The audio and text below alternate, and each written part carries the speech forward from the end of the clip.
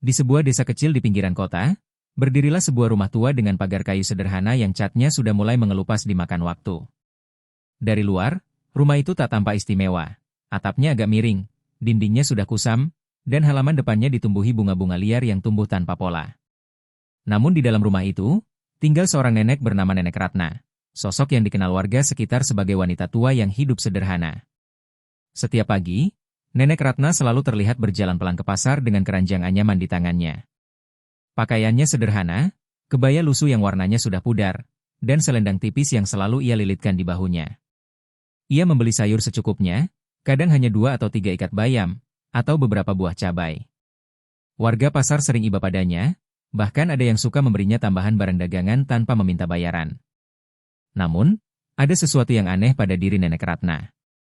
Meski terlihat sederhana, setiap gerak-geriknya memancarkan kewibawaan.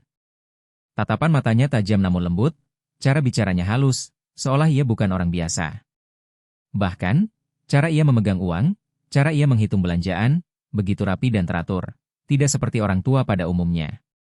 Cucu satu-satunya, Alia, seorang gadis berusia 22 tahun, tinggal bersamanya. Alia percaya bahwa neneknya memang hanya seorang wanita tua yang hidup seadanya. Sejak kecil, Alia dibesarkan dalam kesederhanaan, diajar untuk tidak boros, untuk selalu bersyukur pada hal-hal kecil. Alia tumbuh menjadi gadis manis yang rendah hati, meski dalam hatinya kadang terbersit pertanyaan, kenapa neneknya tak pernah bercerita soal masa lalu? Rumah tua itu sering menjadi bahan pembicaraan tetangga. Ada yang bilang Nenek Ratna sebenarnya punya harta tersembunyi, ada juga yang menganggapnya hanya rumor. Ah, itu cuma cerita orang, biar kelihatan misterius saja, kata seorang tetangga. Alia pun tak pernah menggubris gosip itu. Namun tanpa sepengetahuan siapapun, terutama cucunya, Nenek Ratna menyimpan sebuah rahasia besar. Setiap malam, ketika Alia sudah terlelap, ia masuk ke sebuah kamar terkunci di bagian belakang rumah. Di dalamnya terdapat sebuah lemari kayu besar. Dari dalam lemari itu, Nenek Ratna akan mengeluarkan sebuah kotak besi berukuran sedang, berisi tumpukan dokumen, foto-foto lama, dan beberapa perhiasan mahal yang berkilauan. Tidak ada yang tahu bahwa Nenek Ratna sebenarnya adalah pemilik sah dari sebuah perusahaan besar yang kini berkembang pesat di kota. Ia sengaja meninggalkan kehidupannya yang penuh kemewahan, memilih berbaur dengan masyarakat desa dengan menyamar sebagai wanita tua miskin. Bukan karena lelah dengan dunia bisnis, tapi karena ada satu tujuan mulia yang ingin ia capai, mencarikan jodoh yang tulus untuk Alia, cucu kesayangannya. Kalau dia tahu harta yang kita punya, akan banyak pria datang bukan karena cinta, tapi karena kekayaan, gumam Nenek Ratna lirih sambil menutup kotak besi itu rapat-rapat. Malam itu, ia kembali duduk di kursinya, menatap Alia yang tertidur lelap di kamarnya. Senyum tipis terukir di wajahnya. Cucu kecilku, aku akan pastikan kau menemukan cinta sejati. Bukan cinta yang dibeli dengan uang. Dan dari sinilah, kisah penuh rahasia, ujian, dan kejutan besar itu akan dimulai. Malam itu, ketika semua penghuni rumah sudah terlelap, Nenek Ratna duduk sendirian di kursi goyang tuanya. Lampu minyak menyala redup, hanya menyisakan bayangan wajahnya yang penuh keriput namun menyimpan keteguhan hati. Ia membuka sebuah kotak kayu berukir, tersembunyi di bawah ranjang, yang selalu dijaga dengan hati-hati. Di dalamnya, tersimpan dokumen-dokumen tebal, akta kepemilikan saham, sertifikat perusahaan, rekening besar dengan jumlah yang membuat siapapun ternganga. Nama Nenek Ratna tercatat jelas di sana, bukan sekadar pemegang saham biasa, melainkan pemilik utama sebuah perusahaan raksasa yang bergerak di bidang properti dan ekspor internasional. Tangan tuanya bergetar pelan saat membelai tumpukan kertas itu. Andai saja kalian tahu, kalian pasti akan memandangku berbeda, gumamnya lirih, seolah bicara kepada foto tua yang tergantung di dinding. Foto itu menampilkan seorang pria gagah dengan jas hitam elegan, suaminya yang telah lama meninggal, pendiri awal perusahaan itu. Sejak kepergian sang suami, Nenek Ratna melanjutkan kepemimpinan secara diam-diam, tanpa pernah menunjukkan identitas aslinya di depan masyarakat. Bagi orang-orang kampung, ia hanyalah seorang nenek sederhana, hidup seadanya, sering membeli sayur di pasar, duduk di teras sambil menyulam, dan memberi makan ayam peliharaan. Tak ada yang menyangka bahwa di balik kesederhanaannya, ia menyimpan kekayaan miliaran rupiah. Namun malam itu, ada alasan yang lebih dalam mengapa ia kembali membuka kotak rahasia itu. Ia menatap ke arah kamar cucunya, Maya, seorang gadis cantik berusia 22 tahun. Maya sedang tertidur pulas, dengan buku catatan kuliahnya masih terbuka di meja. Senyum lembut tersungging di bibir Nenek Ratna. Untukmu, Nak. Semua ini hanya untukmu. Tapi kau harus menemukan orang yang benar-benar tulus, bukan mereka yang hanya mengejar harta, bisiknya. Sejak lama, Nenek Ratna khawatir. Banyak pria yang mendekati Maya, tapi sebagian besar hanya terpikat pada parasnya, bukan ketulusan hatinya. Nenek tahu, jika mereka mengetahui Maya adalah pewaris kekayaan besar, maka akan semakin banyak orang yang datang mendekat dengan niat tersembunyi. Itu sebabnya ia memilih berpura-pura miskin, untuk menyaring siapa yang benar-benar tulus mencintai cucunya. Malam itu, Nenek Ratna menutup kotak kayu itu kembali, menguncinya rapat, lalu menyembunyikannya lagi di bawah ranjang. Ia menghela napas panjang. Beban besar yang ia pikul seolah semakin berat. Namun tekadnya sudah bulat, rahasia ini harus dijaga, setidaknya sampai Maya menemukan lelaki yang benar-benar bisa dipercaya. Di luar, hujan turun pelan. Angin malam berembus, menambah suasana hening. Dan di balik kesunyian itu, sebuah rencana besar mulai terbentuk di benak Nenek Ratna. Ia akan menguji orang-orang yang mendekati cucunya, dengan cara yang tak pernah mereka duga. Keesokan harinya, suasana pagi di rumah sederhana itu terlihat biasa saja. Maya bangun lebih dulu, membantu Nenek Ratna menyiapkan sarapan. Mereka makan dengan menu sederhana, nasi hangat, sayur bening, dan tempe goreng. Maya terbiasa dengan kesederhanaan itu dan tidak pernah sekalipun mengeluh. Namun hari itu berbeda. Seorang tamu datang mengetuk pintu. Seorang pemuda bernama Ardi, tetangga sekaligus teman kuliah Maya, muncul dengan senyum ramah. Ia membawa sebungkus roti dan teh hangat. "Selamat pagi, Nek." "Selamat pagi, Maya," ucapnya sopan. "Saya lewat sini sekalian bawa sedikit sarapan." Maya tersipu malu, sementara Nenek Ratna memperhatikan dengan mata yang tajam namun terselubung. Ia tahu Ardi sering mencari perhatian cucunya. Tapi apakah niatnya tulus? Itulah yang ingin diuji Nenek Ratna. "Ardi, terima kasih banyak," kata Maya dengan senyum tulus. Nenek Ratna pura-pura menunduk, lalu berkata lirih, "Nak Ardi, bolehkah Nenek minta tolong sedikit?" Nenek ingin memperbaiki atap rumah yang bocor. Tapi Nenek tidak punya cukup uang untuk bayar tukang. Ardi tampak kaget mendengar itu. Ia menoleh ke arah Maya, lalu kembali menatap Nenek Ratna. "Atap bocor? Wah, itu repot sekali, Nek. Saya bisa carikan tukang, tapi ya tentu ada biayanya." Nenek Ratna menatapnya lekat-lekat, memperhatikan setiap kata yang keluar dari bibir Ardi. "Kalau begitu, biarkan saja dulu, Nak." Nenek tidak ingin merepotkan. Namun Maya yang polos ikut bicara.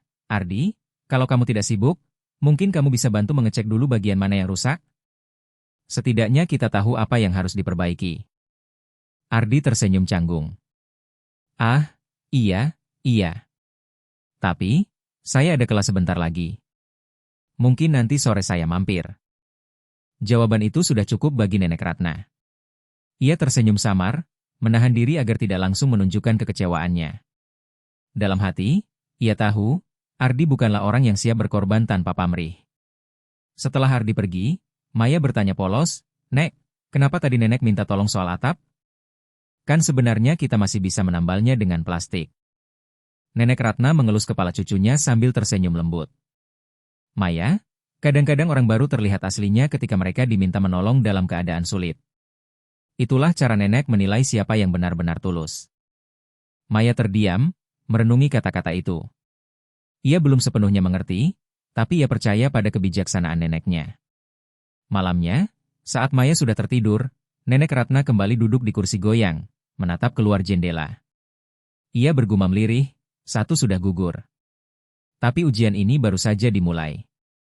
Aku harus menemukan lelaki yang benar-benar tulus untuk cucuku. Angin malam bertiup, membawa hawa dingin yang menambah kesan misterius pada tekad seorang nenek yang menyimpan rahasia besar. Beberapa hari setelah kejadian dengan Ardi, rumah sederhana Nenek Ratna kembali kedatangan tamu tak terduga. Kali ini, seorang pemuda asing muncul di depan pintu. Pakaiannya sederhana, kemeja kusam dengan celana yang sudah agak pudar warnanya, dan sebuah ransel lusuh di punggungnya. Wajahnya tampak lelah, tapi sorot matanya jernih dan tenang.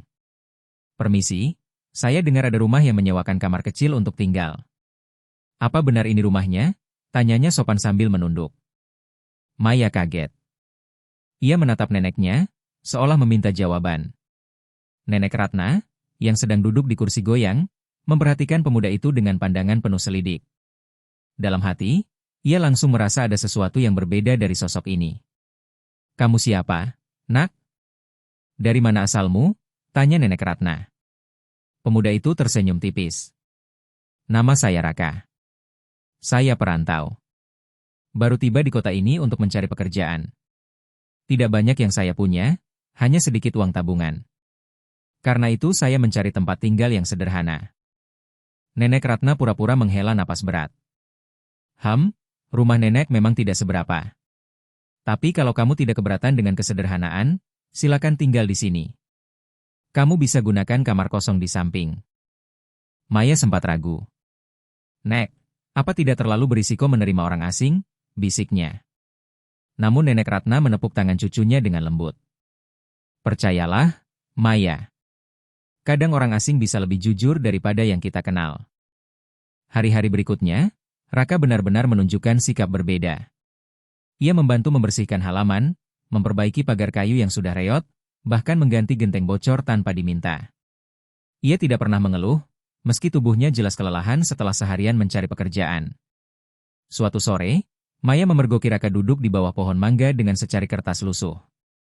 Ia menulis sesuatu dengan penuh konsentrasi. Penasaran, Maya mendekat. "Kamu sedang apa?" tanya Maya. Raka buru-buru menyembunyikan kertas itu. "Oh, tidak, hanya catatan kecil untuk mengingatkan diri sendiri.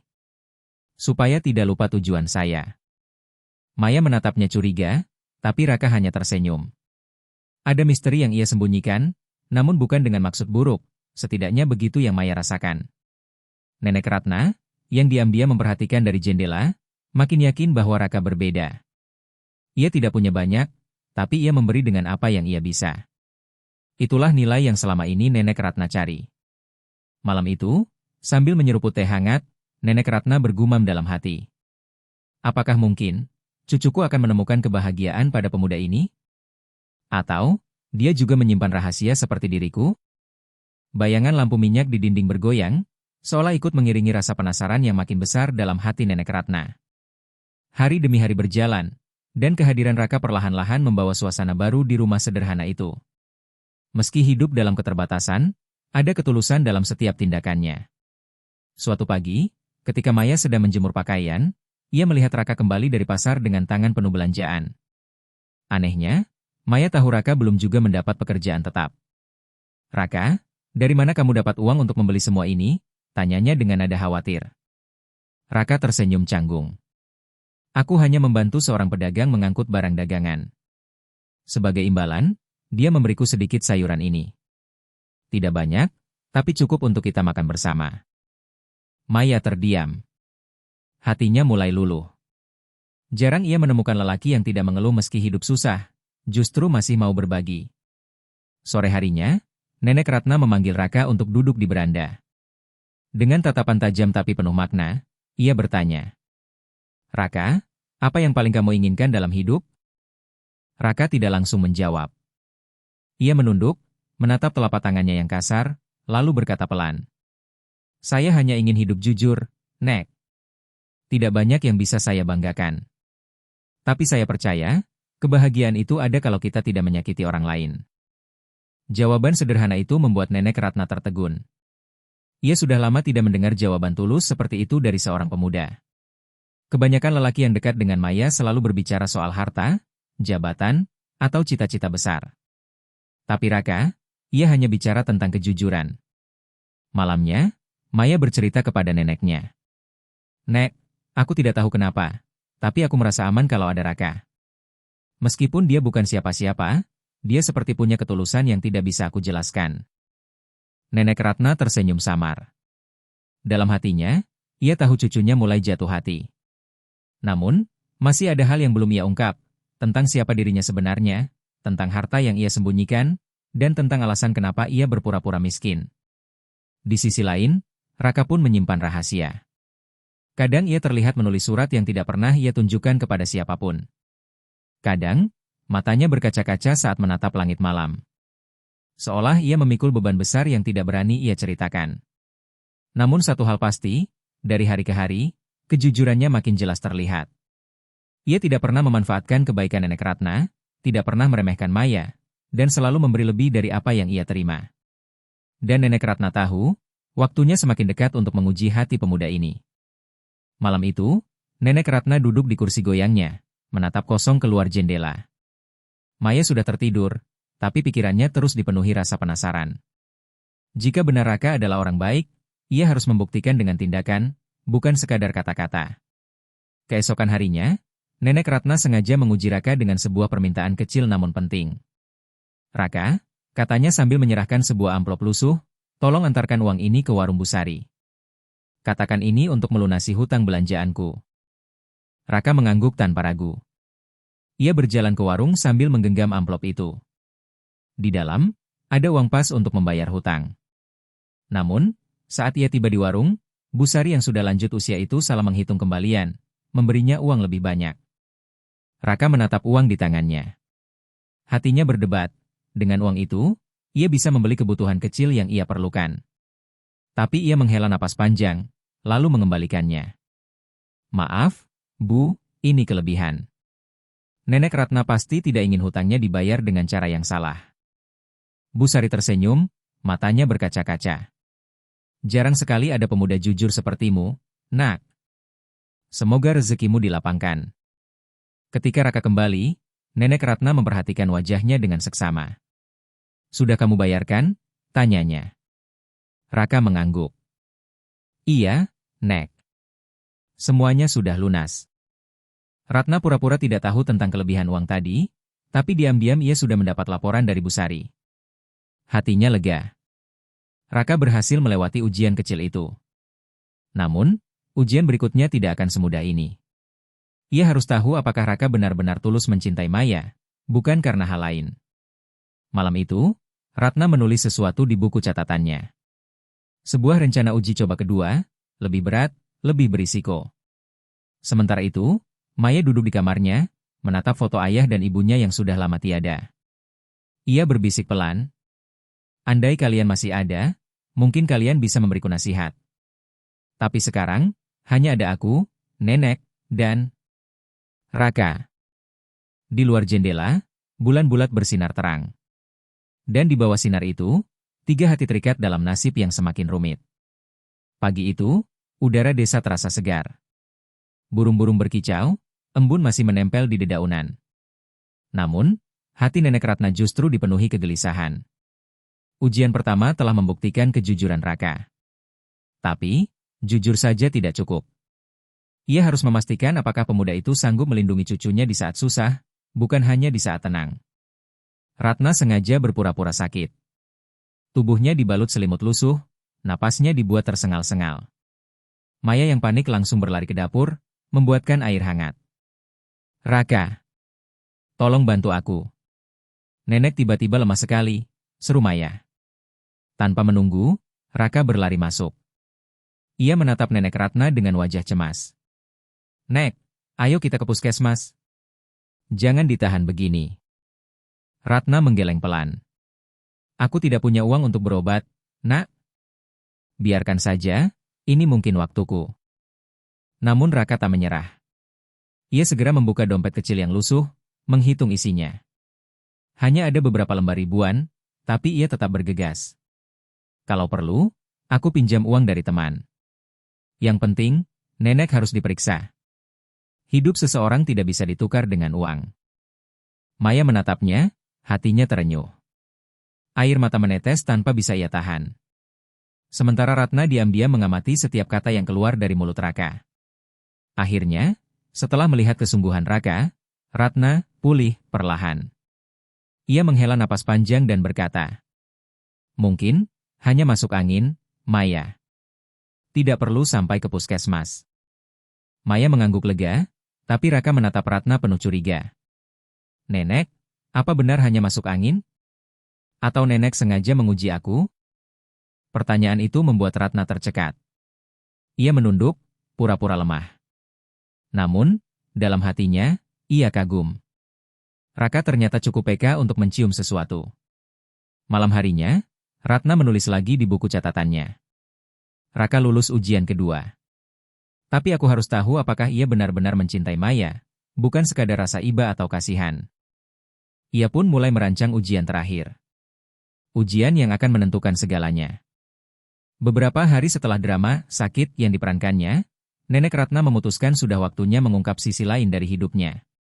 Ia tidak ingin Maya terjebak dalam perasaan semata. Ia harus benar-benar tahu, apakah Raka masih setia jika Maya atau keluarganya ternyata memiliki sesuatu yang tak pernah ia bayangkan. Suatu sore, Ratna memanggil Maya dan Raka ke ruang tamu sederhana. Dengan wajah serius, ia berkata, "Aku ingin kalian ikut denganku besok.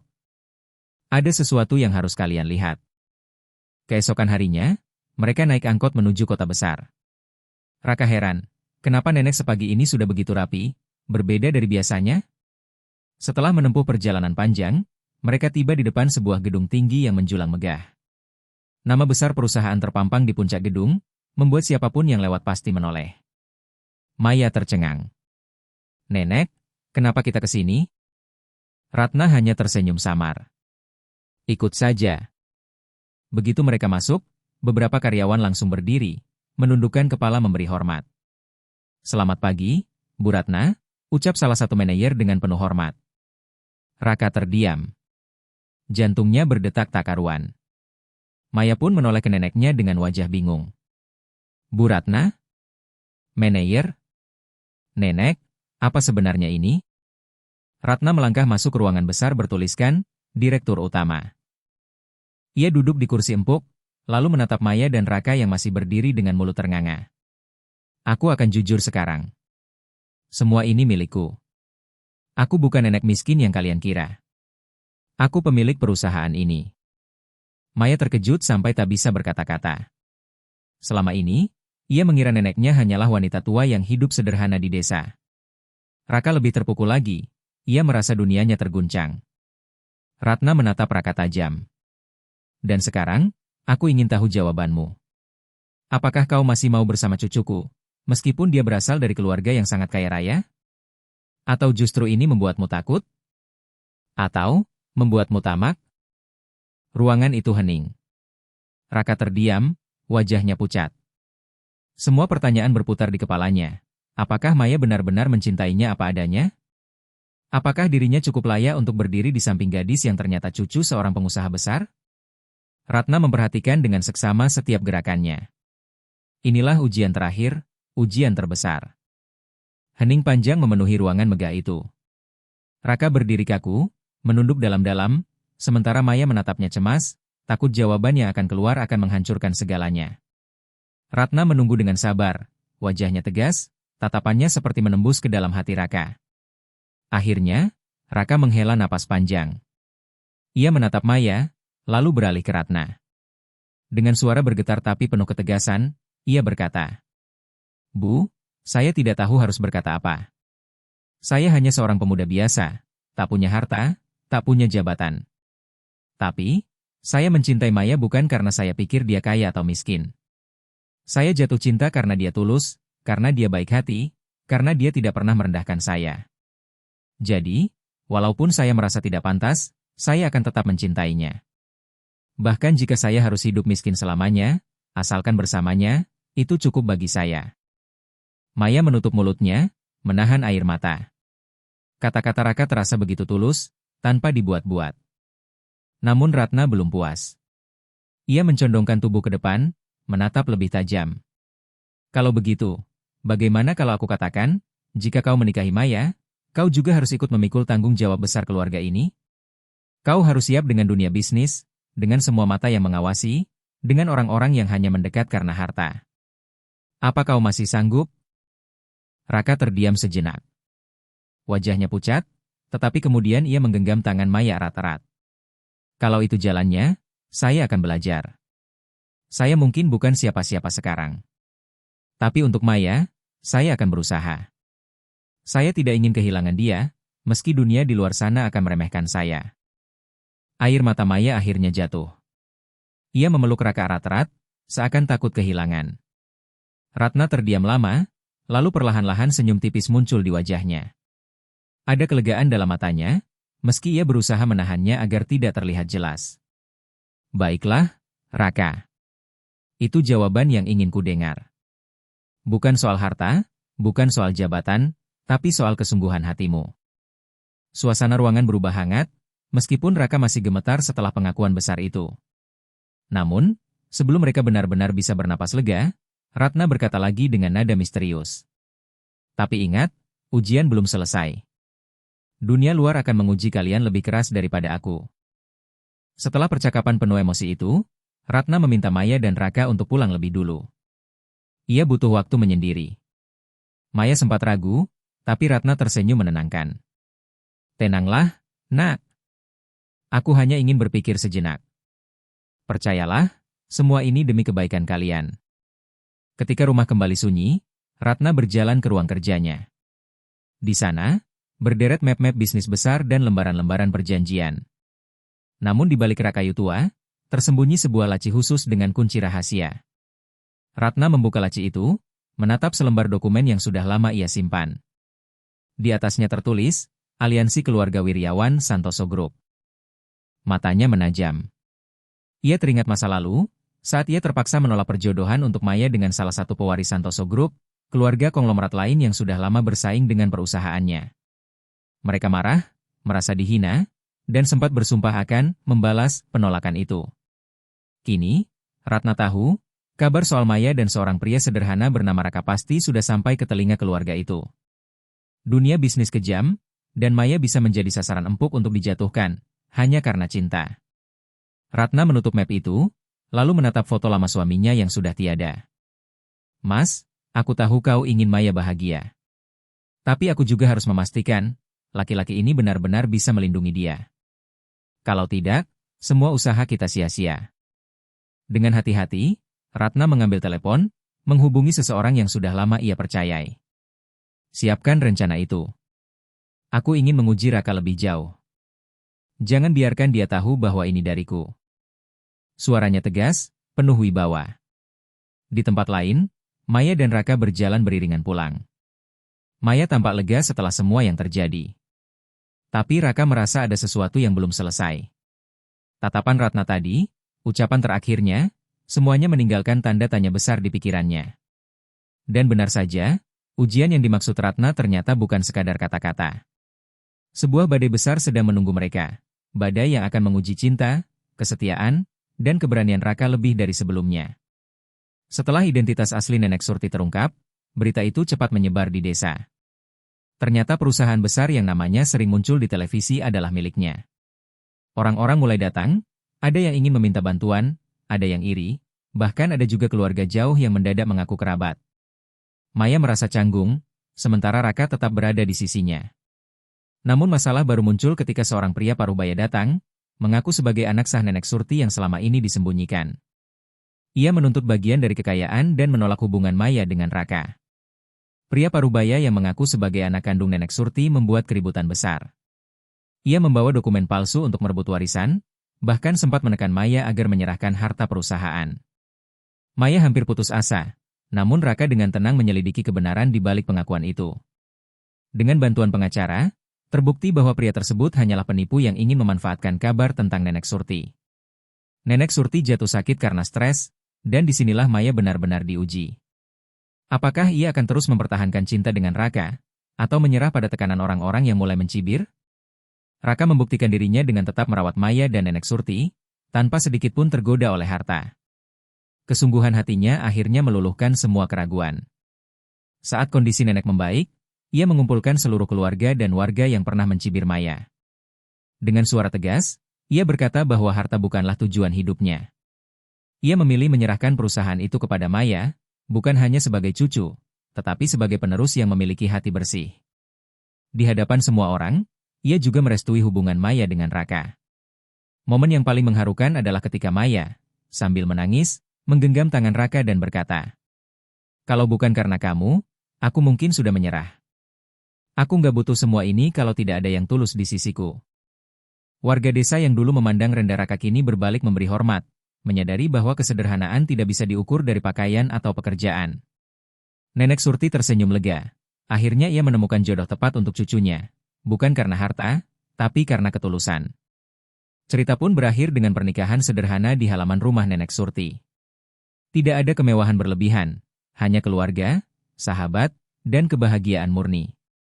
Dan di balik itu semua, tersimpan pesan kuat, cinta sejati tidak pernah bisa dibeli, bahkan dengan kekayaan sebesar apapun. Tamat.